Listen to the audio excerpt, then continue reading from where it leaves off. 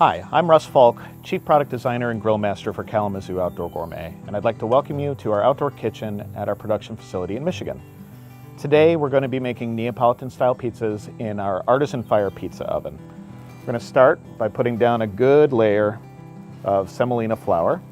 Those are kind of the ball bearings that our dough is going to ride on as we transfer it into the oven. And we have a fresh batch of our Artisan Fire pizza dough.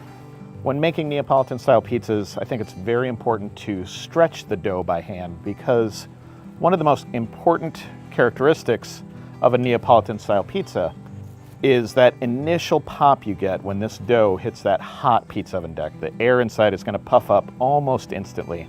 And if we were to use a rolling pin or bruise it with our hands, that's not going to happen as easily, and you're going to have a tough spot in the pizza. So we like to work very gently and very patiently as we form up our dough. Last little stretch.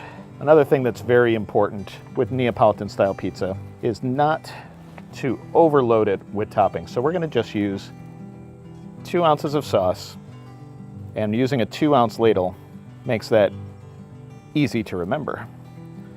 Do a thin coating. You should still see the dough through the sauce. Next, we're going to throw on some fresh spinach,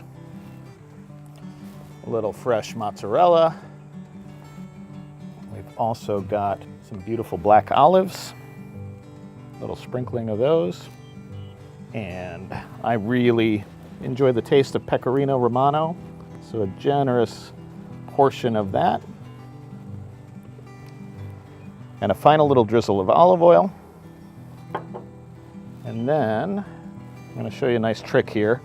Put a little row of semolina again, and we take a nice perforated pizza peel, which makes it very easy to slide that pizza, and we're going to go through the row of semolina right under our pie.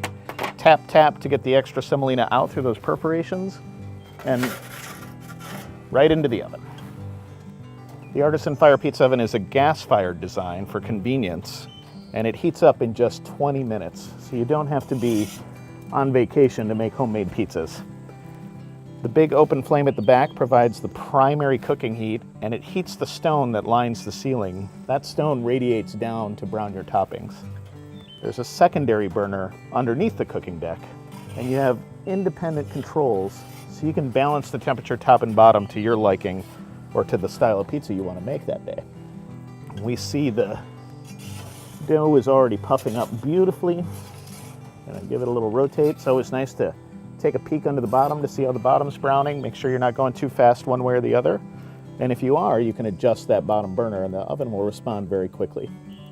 Today we're running with the back burner or the primary burner on high, and we've got the lower burner underneath the cooking deck on low. And that's doing us just right. We're making these pizzas in about 2 minutes and 20 seconds today. You can see the dough is browning beautifully around the outside edges. And the last step that I typically do is dome the pie for that final browning of the top. Quick rotate. You only hold it up there for a couple of seconds because the heat is so intense in the ceiling. And here we have our pizza. You can hear that wonderful crunch as we go through the crusty outer layer. It should be nice and soft in the center. What you want to look for in a Neapolitan style pizza is that the crust has enough strength to support itself, that you don't have to fold it in half. We've got that little air matrix that you might be able to see in there, and that's giving it the structural support it needs. We get that from the initial pop of the hot oven. So let's see how we've done.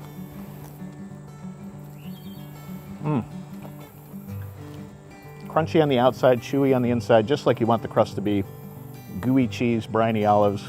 This is delicious.